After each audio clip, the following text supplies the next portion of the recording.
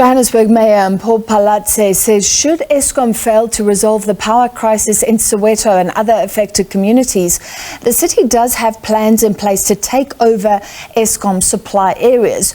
Hundreds of disgruntled residents embarked on a march to the offices of the Joburg Mayor today to voice their grievances over constant power outages and other service delivery issues in the Soweto area. Yesterday, scores of residents took to the streets to protest, blockading several main roads in the township with burning tyres and rocks. All right, so those Soweto residents marching earlier to discuss, we're joined by Dr. Trevor Ngwane from the Soweto Electricity Crisis Committee. Doctor, thank you for being with us. Firstly, can you tell me the involvement, if any, of the Crisis Committee? Because reportedly a grouping calling itself the Soweto Parliament has been involved in some of the protests, and of course in Nhlanhla Lux, Operation Dudula there as well. Is everybody working together or organizing different protest action? What's happening? Well, the people of Soweto, they are all frustrated. Everyone is crying with the same voice. You know, load reduction, load shedding, old infrastructure, transformers which are burst, no circuit breakers, poor response for call-ups, for repairs. So that, you know, is a common issue. Now, when it comes to Operation Dudula, we as Soweto Electricity Crisis Committee, we don't agree with xenophobia. So we really have a problem with being associated with that agenda. But we do associate ourselves fully with the residents fighting for safe, clean, reliable and affordable energy for all. What do you think of the mayor saying she will facilitate a meeting with Eskom? As far as I know, there have been engagements with Eskom for years. Could there be a breakthrough? Well, let's hope so, but I think it's probably delaying tactics. Yeah, because I mean the problem is not only in Soweto. Yesterday, the people of Kwandengezi in KZN were marching.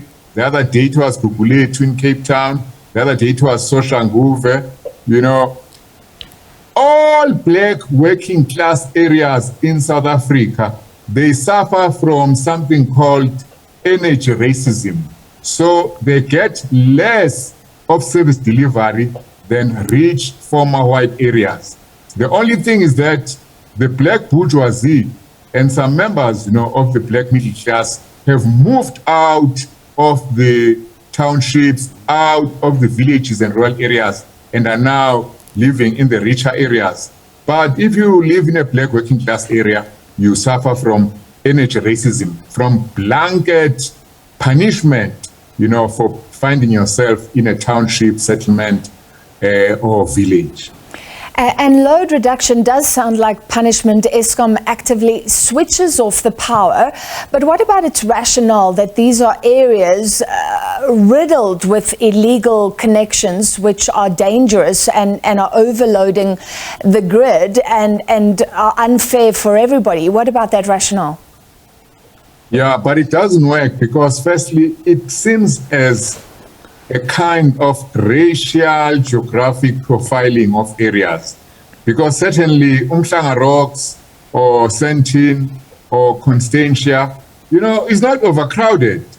Umhlanga Rocks hasn't got shacks at the back of people's yards because of overcrowding, because of lack of proper housing. Also, we have seen that the infrastructure in the black working class areas is old and has not been upgraded, you know, to cope up with the increase in the size of the population. Also, these areas receive poorer service. So when there's a transformer problem or a circuit breaker problem, you know, there's a poor response to the call up. It will take a week, 2 weeks, sometimes a whole year. So as a result, you know, the infrastructure itself deteriorates. So Eskom is involved, you know, in actually undermining and deteriorating its own infrastructure. Okay, so I understand what you're saying, but the illegal connections, is that a big problem regardless of the other spatial overcrowding issues that you've mentioned? I don't think that illegal or so-called illegal connections are so much of a problem. For example, the people who connect themselves, we call them self-connections, are people who live in shared settlements where there is simply no electricity. They are not connected to the grid. So those people, it's out of desperation. They're trying to survive, because when they use paraffin, when they use, wood, you have all these regular shack fires where people die, children die. Also remember, if you use a brazi ambaula, if you use a coal stove, paraffin, you also inhale the fumes. So people have problems with, lung diseases. So when they connect themselves, it's a question of survival. And the solution, of course, is for the authorities to connect them properly. Eskom has also complained, and the city of Joburg, everybody has complained about cable theft as well. And that's surely something that distresses the community. Maybe load reduction was in an effort to reduce that. It sounds like it's gotten much, much worse. Who's behind the cable theft? Is there any sort of solution involving everybody? Yeah, part of the energy racism is to associate problems like cable theft with black working class areas, if you know what I'm trying to say. Because thieves don't say, we're going to steal in Soweto, but you won't steal in Kelvin. You won't steal... No, I think it's a widespread problem, but obviously it's exacerbating the woes of Soweto. Yeah, exactly. That's what I mean. Yeah. So, the problem of cable theft actually accounts for maybe less than 1% of the problem of load shedding, power failures, load reduction. But it's a real problem. But it should not be associated with black working class areas or problems of electricity affecting the black people. Or do you know what I'm trying to say? Yes. So it's just something that all of us must address as society. Indeed, I would argue that the energy crisis in South Africa, because I can see now that, there's an ideological move to isolate and compartmentalize the problem.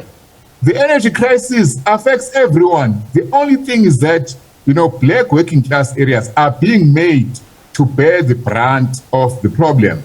What we need is renewable energy sources. What we need is, redistribution, sorting out maintenance. All that will affect everyone and not just those areas. All right, we'll follow what does happen. The mayor saying Eskom, she'll facilitate a meeting, otherwise maybe even the Joburg city will get involved more dominantly in the Soweto area. That was Dr. Trevor Ngwane of the Soweto Electricity Crisis Committee.